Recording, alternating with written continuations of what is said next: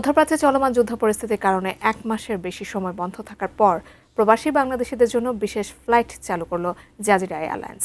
কুয়েতে বাংলাদেশ দূতাবাসের প্রচেষ্টায় আগামী 11 এপ্রিল থেকে কুয়েত দাম্মাম ঢাকা রুটে বিশেষ ফ্লাইট শুরু করতে যাচ্ছে জাজিরা এয়ারলাইন্স।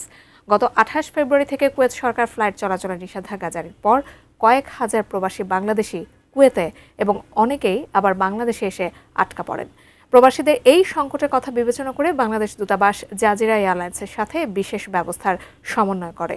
সপ্তাহে 3 দিন এই বিশেষ ফ্লাইট পরিচালিত হবে। 11 এপ্রিল থেকে কুয়েতের মিসরেফ 8 নম্বর প্লেগ্রাউন্ড থেকে যাত্রীদের Saudi transit visa, bus service এবং বিমান সেবা দেওয়া হবে। একইভাবে ঢাকা থেকেও আটকে পড়া প্রবাসীরা কুয়েতে ফিরতে পারবেন।